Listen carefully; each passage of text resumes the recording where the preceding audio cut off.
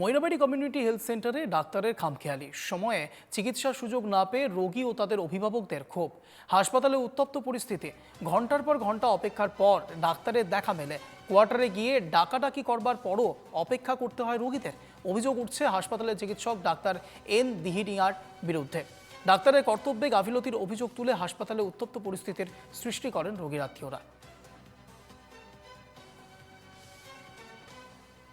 পঠাই দিছে ইমাৰ্জেঞ্চিত লৈ যাব লাগে। আমি ইমাৰ্জেঞ্চিত আহিছোঁ, এবাৰ ডক্টৰ নাই। কেইটা বজাত আহিছিলে আপুনি? এই ইয়াৰ পৰা প্ৰায় আধা ঘণ্টামান হৈ গৈছে এতিয়া।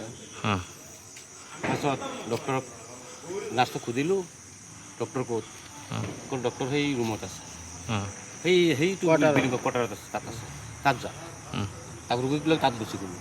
গৈ পেলাই ডক্টৰ চাহেব মাতিলোঁ, ডক্টৰ ওলাই আহিছে, ক'লে আপুনি তাতে যাওক আকৌ। তাতে মানে ক'ত? এই ইয়াত চিভিলত আকৌ আহিব লাগে। আকৌ চিভিলত লৈ আহিছোঁ।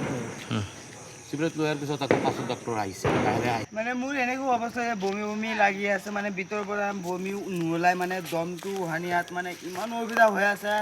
আধা ঘণ্টা ধৰি চিঞৰ বাখৰ কৰি ডাক্তৰ নাই। এজন মানুহে মানে মোৰ চিঞৰ বাখত মোৰ ওপৰত আৰু খং কৰি আছে। মই কোন, এইটো মই কৈছোঁ পুলিচক ফোন কৰি কম। সি কৈ আছে সি বোলে বেছি চিনি পায় পুলিচক, মোতকৈ এইটো অমুক তমুক কৈ আছে, পেচেণ্ট আছে, কিবা কিবি কৈ আছে।